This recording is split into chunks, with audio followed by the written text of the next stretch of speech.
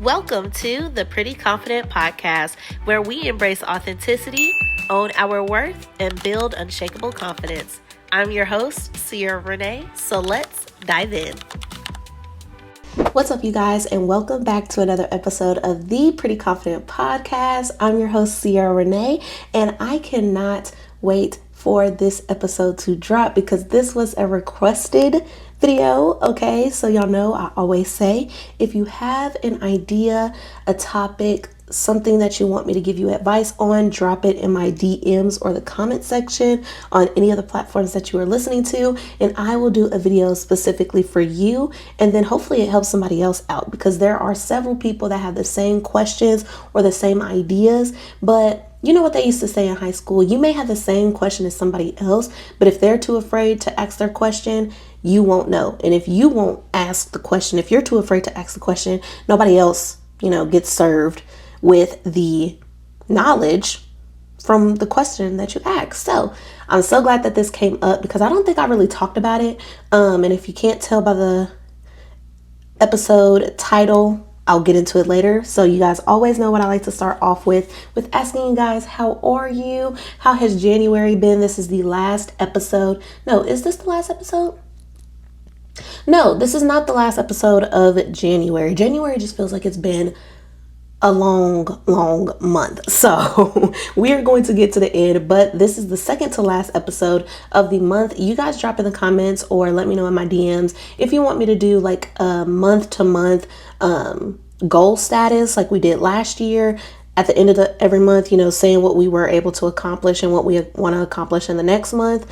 But obviously this year I am doing the quarterly planning. So maybe I'll do it, give you all an update every quarter. I don't know. Y'all let me know how you guys want it. If you want it at the end of every month, if you want it at the end of every quarter, y'all tell me, okay? Because if not, I'm just going to choose. And I don't know which one I'm leaning towards. That's why I'm asking you all first. But once I put some more thought into it, I'll know what I want to do. But yes, how are you all doing? I hope January has been treating you well. If you were in this snowstorm, I hope you were in the house safe, warm, and, with those that you love or by yourself. There's nothing like being snowed in with somebody that you hate, okay, or can't stand. I don't know if that is your situation. I am sorry for you, okay?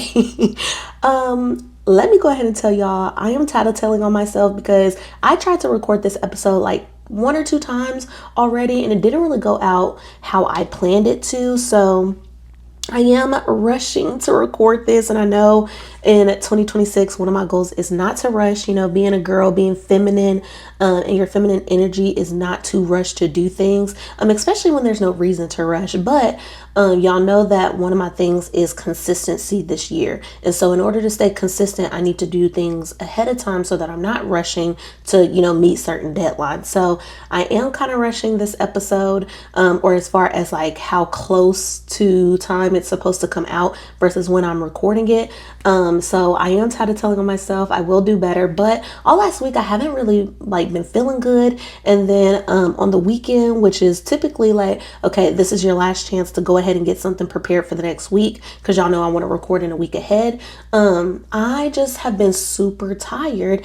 And if you don't know already, all of my stuff that I do, like content creation, whenever I have my podcast and everything is upstairs working. So I just did not have the energy to climb up our 2 flights of steps. So, my baby is growing. We were supposed to go to a baby prenatal class. Like, there was a lot of things that was supposed to happen. It snowed, came back, was just tired. And I feel like since I'm nearing almost my 3rd trimester, I'm getting even more tired. It's kind of like the tired that I had in my 1st trimester, because in my 2nd trimester I didn't feel tired whatsoever. But I feel like since I'm nearing towards like the 3rd trimester, I'm getting a little bit more sleepy because she's growing a lot more and taking a lot more energy and nutrition and all of the things like that. So I have been sleeping all weekend.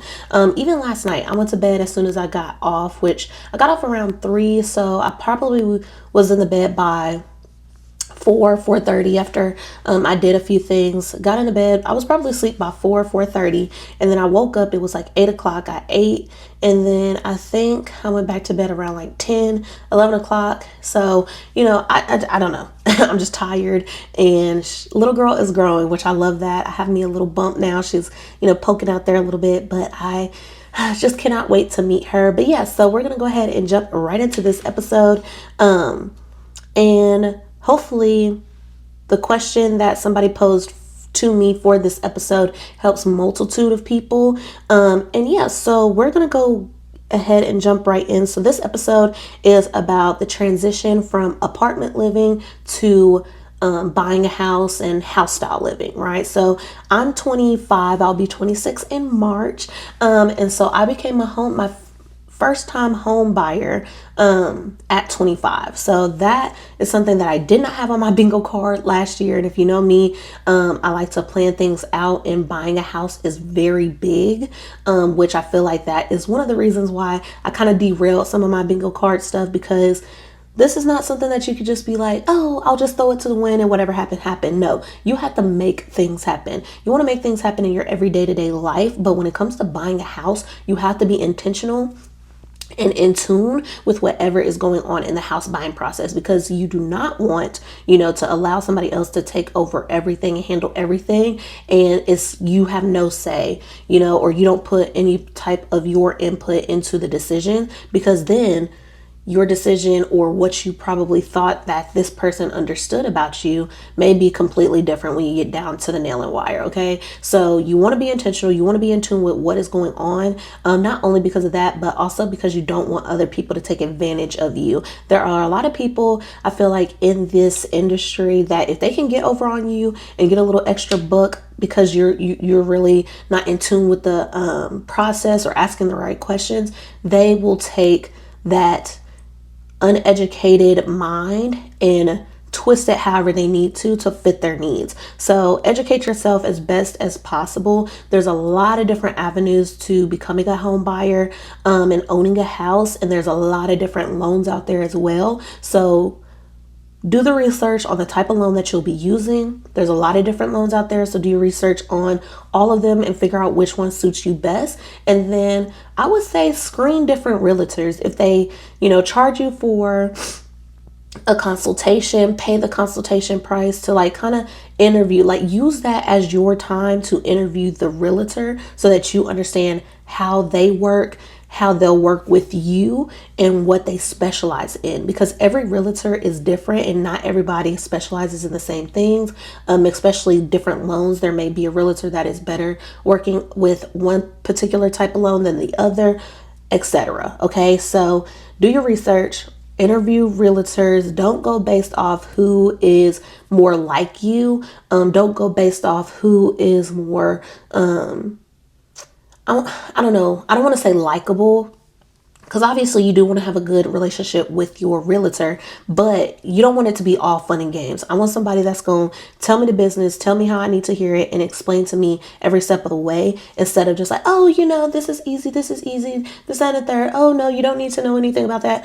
You don't want a realtor like that. I need to know everything, because not only is this my first time, but whatever I get into, this is going to be a commitment. Apartments, you can move year by year, break your lease, move early. But when you get in a house, I think, I don't know, the max amount of months that, or years or whatever, that you can finance the mortgage, but typically you're in a 30-year fixed loan. Or if you want to do variable, completely up to you. I do fixed because I don't want my payment amount to change month over month. So a house is more permanent, although you can sell it.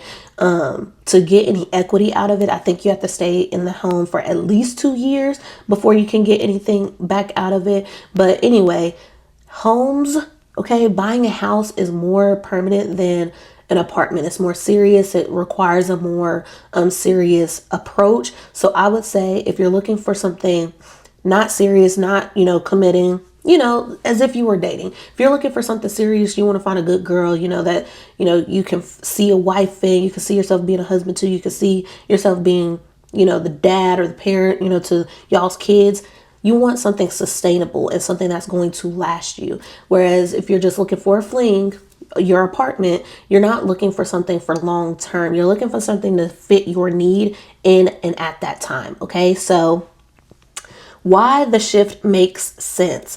Now, please, I just have talking points because when I recorded this the first two times, I felt like I was all over the place. So this just kind of helped me, narrow everything down. So why the shift made sense to me was, if you know this, you already know this. If you don't take this as a negative thing. Okay. It was just me personally and my husband's decision that we did not want to raise our baby in an apartment, especially in an apartment that did not have elevators. And even then, you're still subject to, if the elevator goes down, and we lived on the fifth floor in one of our apartment complexes, we lived on the fifth floor, those elevators went down so often, we would have to take stairs, okay, all the way up to the fifth floor. Now, that wasn't a problem for him, but that was definitely a problem for me. And being pregnant right now, just like I told y'all not too long ago, that I didn't even have this energy and stamina to walk up 2 flights of steps to record this episode over the weekend, I definitely would not have the stamina to walk up 5 flights of steps if the elevator was down. So to me, to us, we didn't want to raise our daughter in an apartment because there was too many variables where things could go wrong. Or just not be suitable for, what we want to do and how we want to live. And then two, just the space. I just feel like in an apartment, you can definitely make it work, but how we do our space, we have content. Well, I have content room area, and then he has his game room, and then obviously we have the bedroom that we sleep in, and then the kid, like, just living situation and spacing. I don't like to feel like we're on top of each other. And definitely when we had like the game room and my content and office stuff all in one room, it definitely felt like, okay, we were on top of each other 24/7, unless he was at work. But any other time that I had to try to do something, I was like, okay, I gotta do it when he's not here or if he's just in another room. But typically 9 times out of 10, if he's at home, he's on the game or he's just, watching something on his monitor. So just felt too on top of each other. So it made sense for us because one, just the convenience of having a home instead of relying on everything with an apartment to go smooth and straight. And then the last apartment we were in before we moved, we were on the 3rd floor on the back side of an apartment and it had no elevator, only stairs. So me being pregnant, I was very tired walking up and down those stairs every single day, multiple times a day, because obviously I have to walk the dogs as well. So on the 5th floor in the old apartment, before our last one, y'all can only imagine when the elevator went down and I got to walk them dogs 3 to 4 times a day. And then they dad take over the last walk. That's a lot. And then on a pregnant woman at that, like up and down, that's 5 flights down, 5 flights up. And then that's, like I said, 3 to 4 times a day. So 20 times I'm either going up or down, 10 times down, 10 times up is doing too much. So as a pregnant woman, no stamina, I would have died. So that's one of the things that made sense for us. So that is where our apartment served us in that season. And then this movement, okay, reflects growth, a lot of growth. And I'm still in shock that we have a house. Like even to this day, I'm still like, oh my gosh, we really have a house. Oh my gosh, like we got TVs mounted, got wallpaper going up. Now, excuse if you can see the top of, the wallpaper, please excuse that. I got to buy another roll because I still got to finish this wall and I'm going to fix the top lining of the wallpaper that's hitting the ceiling because it's not even. But you can see that if you're paying attention to back there and not what's going on up here. Okay, pay attention.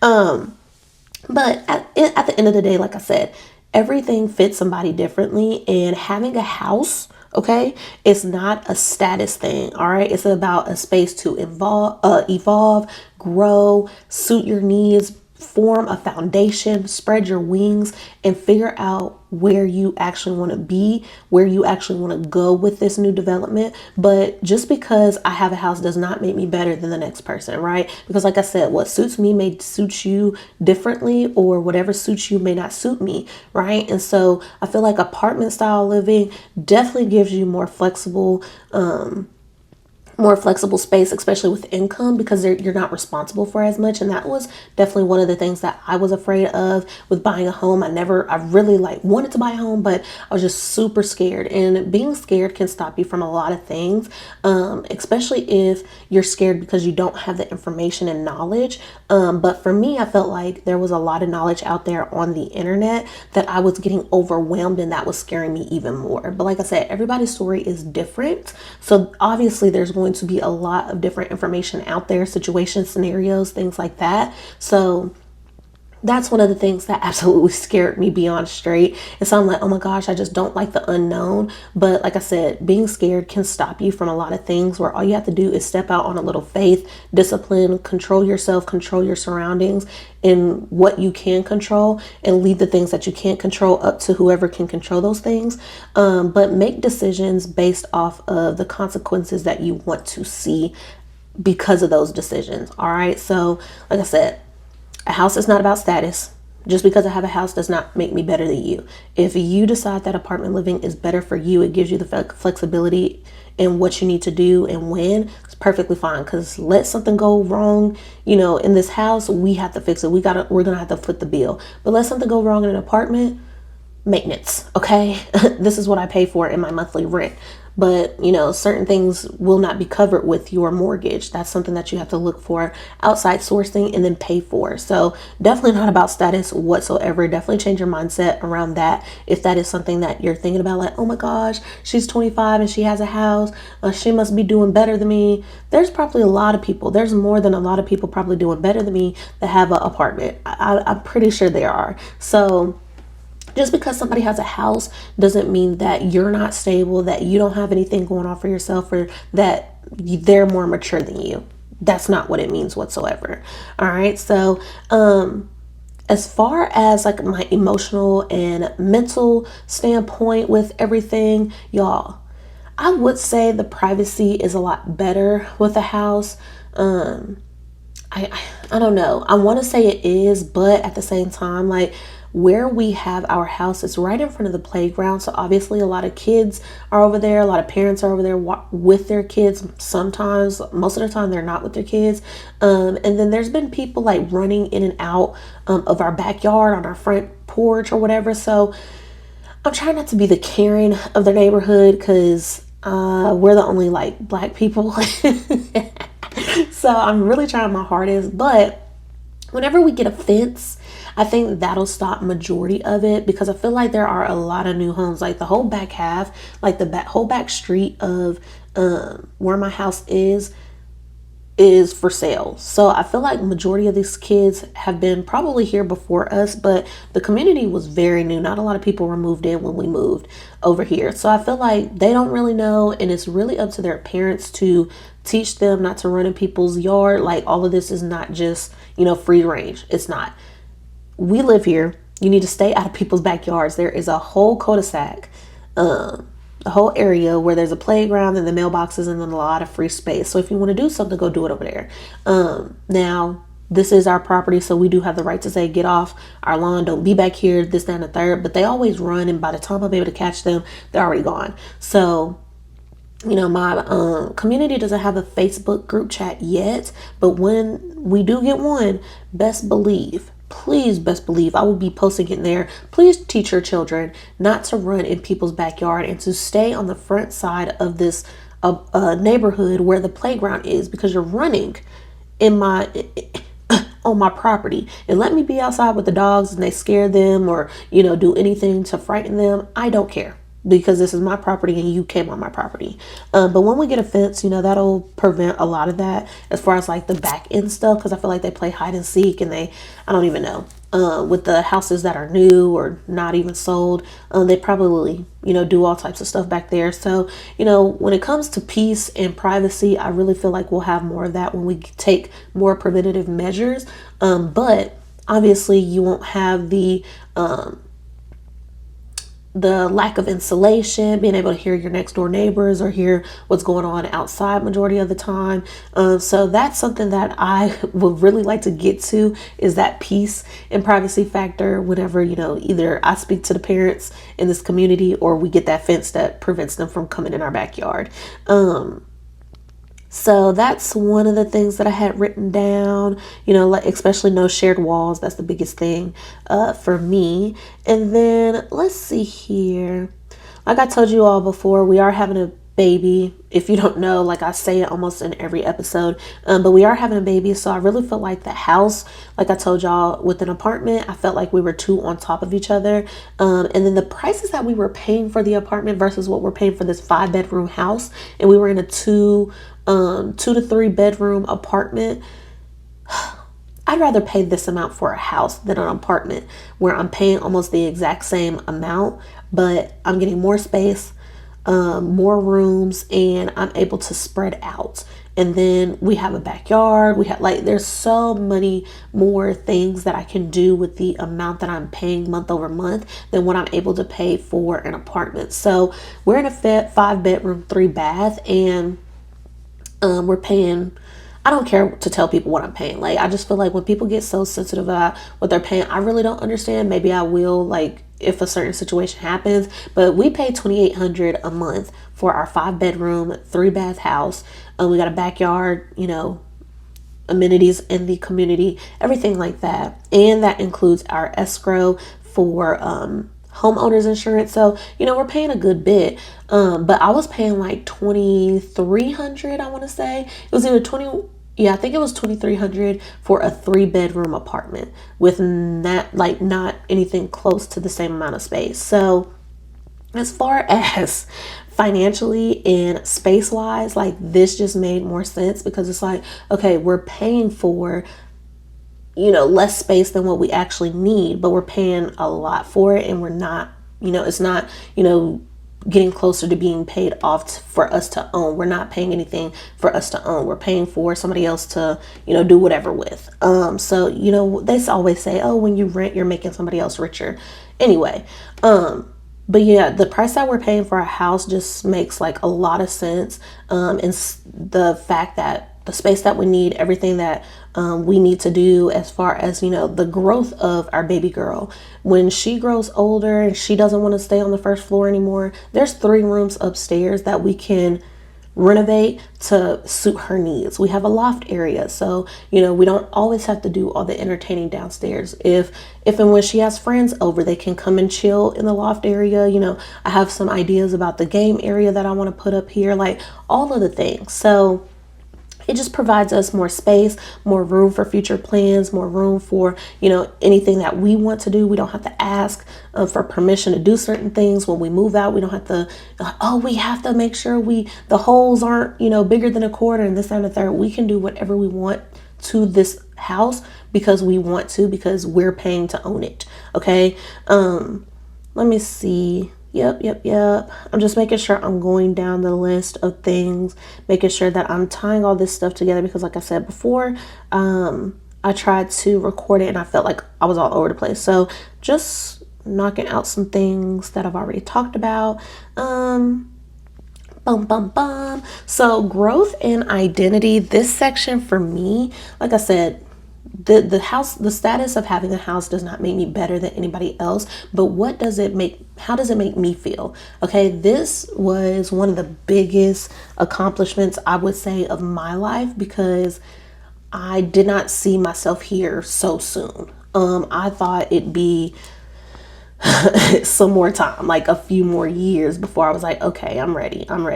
But because we found out that I was pregnant with Kalia, that kind of catapulted me into becoming ready, regardless if I wanted to or not.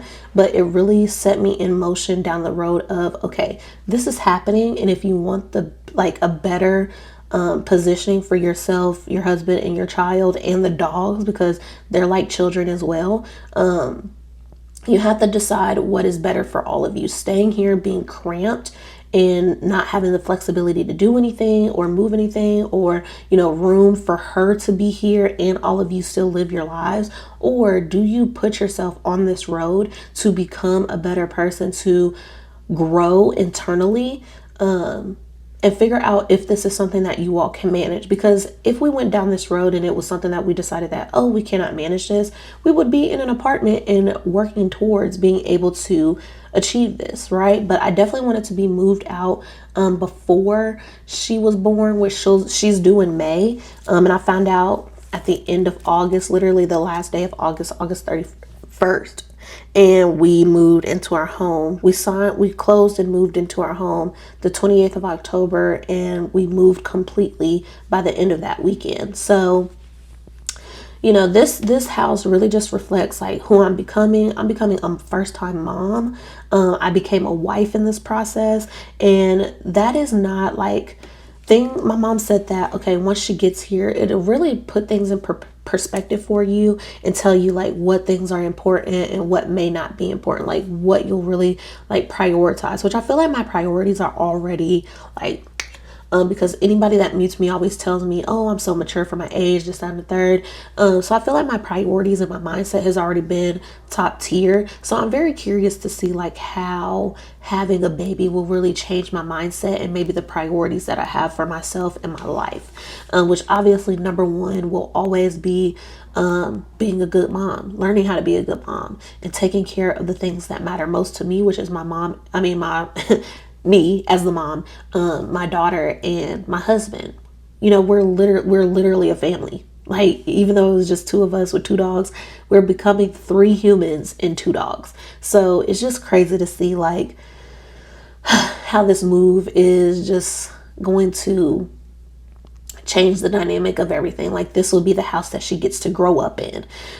So that's crazy, and it's crazy to say because like this is also the house that we become like a family. Like, yeah, we were a family with just he and I, but we are literally bringing a human child into this world, and we will be learning like each other's parenting styles. Even though we talked about it a lot before, this is when we actually get to see those things in motion, in action. So I'm very curious to see like how this kind of changes me and how motherhood changes like my perspective on things and maybe even my advice on things. Because, you know, I always tell y'all that I talk from a standpoint of where I am and not where I'm like, if I haven't been through it, I don't want to talk on it, because there's a lot of, you know, divorced people or people that's single and never been married that likes to talk on married situations. But it's just like, you will never understand unless you go through it yourself. And I'm not saying that you have to go through the same situation to understand, you know, that person's situation, but I will never try to give advice. Like, my friend used to always come to me sometimes with some of her, you know, marital issues or whatever was going on in their marriage. And I'm just like, you know, I would tell her, I don't want to speak on this because I'm not married. So I don't know how it would be. And even that, you guys have been married for almost a decade, and I have not been in my relationship for 5 years even. So, you know, I try not to speak on things because if I influence your decision or whatever happens in your marriage in any type of way, and it's from a standpoint of ignorance because I don't know, I would hate that. So I don't, no, thank you. But yeah, so I just feel like this house is going to come with a lot of growth, a lot of changes, and I'm very curious to see like how that kind of, you know, reflects itself on the podcast, because y'all have met me, or if you've been here since the beginning, I was single. Well, no, I was not single. I was in my relationship then. When I wanted to do my podcast, I was single, but I did not start my podcast. But so I was a girlfriend. We were fairly new. We had just moved in together. Like, it was very, like, I was very early on. So with the podcast, being single, not being single, why do I keep saying that? I keep saying single because now I'm married. So I view not being married as single. But anyway, being in a relationship, starting the podcast with just audio only, to now evolving into, you know, being married, the podcast being visual, like all of the things, there's a lot going on. So that's how the evolution of the podcast has come about, because a lot of my standpoints and advice has been on things that I experienced, especially along the journey, and things that I've experienced in my relationship. So, you know, just to see that I'm changing in my, like, I've had a pivotal point in my life that has changed. I want to see like now, how does that change, you know, the podcast. So definitely going to see how that happens. So definitely stepping into a season of responsibility, ownership. I wouldn't say that choosing a house is a form of stability, but I want to say it's a form of setting your foundation somewhere and wanting to, spread, like grow and spread your wings, or grow your foundation, roots, plant roots, whatever. Because this will be the first house, this will be the first community, this will be the first city my baby girl gets to know. So definitely the foundation, not more so stability, because like I said, there's more stable people in apartments than people in houses. And then this was my first, like I think I've said this before, but this is my first big girl choice. This is my first big girl decision. So this is definitely an adult decision, because kids cannot just make a decision to go buy a house and, wing it. Apartments, okay, you can jump or here and there, figure out what's best for you, figure out what you're fit for. But a home is an adult decision. You do not take this decision lightly. You choose the neighborhood that you're going to be in, which will determine, the people that your kids are surrounded by, or the atmosphere or the environment that your kids are surrounded by. So it is not a decision to be taken lightly. But yeah, let me see. I also have comparison. Like I told you, everybody's timeline looks different. Just because I became a homeowner at 25 doesn't mean that you have to have done that by this time or you're a failure. I feel like a lot of people look at YouTubers and influencers and things like that, and they're like, oh my gosh, she's only like 21 and she has like, what is it, a Bugatti or a luxury car, or a big old house. She's paid off her mom's mortgage, she paid off her parents this, her parents that. Oh, she's been able to do this for herself. Just because there's an age on it doesn't mean that you have to achieve the same things by that age, right? There is no time limit on anything except for kids, but you could still have kids at a later date. If you decide to become a parent at 40, if you decide to become a parent at 50, if you have them yourself, there's obviously going to be more complications because of the mutations that your eggs go through with your age. But that, I'm just saying that to say, everybody's timelines look different. I feel like a lot of people, especially my age, they look at other people that either seem more successful than them, or have more things than them, or have achieved more things than them. And because of the age, they're like, oh my gosh, because this person is either younger than me or the same age as me and they have accomplished this, that, and the third, I'm the failure. No, comparison is going to always be the thief of joy, motivation, and discipline, because you're going to start questioning yourself and thinking like, well, this person was able to achieve all of this at this age. What makes me think that I'll be able to even get to that level? You need to be worried about your own journey, not somebody else's, because you never know what they had to go through to be able to be here at a particular point in time. So if you are so worried about what somebody else has going on in their journey, you're not going to be focused on your own and getting to the things that you want to achieve. So don't look at, oh, you have a house at 25 and you're a wife, you're about to have your first kid, you're so successful. Don't look at it as that. Yeah, I may be motivation for the next person, but I should not be your I want to say I should not be your roadmap for success. You have to figure out what is going to work best for you and where you are right now, how to take the right avenues and paths to get to where you want to be. If it's having a home, having a partner, having the kid, you have to obviously first have the partner. If you don't have the partner, how are you going to have the kid? You can adopt, you can, go to a sperm bank, you can, whatever the case may be. But at the end of the day, you have to take the preventative measures to get to where you want to be, because some of the things that you want are going to be dependent on the actions that you do to put yourself out there. If you are staying in the house 24/7, but you're so you're so alone and you're looking for a boyfriend or a girlfriend, first off, I want to tell you, focus on yourself. Me and my husband met each other in the same state. We were both like, not state like as in like state in the United States, but state as in mental state. We were both in the mental state of, okay, I'm just going to focus on myself, and whoever comes through, if they end up being, the one for me, that's who it is. But I'm not about to go out here searching, because by the time I'm moving around searching for something else, something that should have been for me, would have been for me had I had stand still.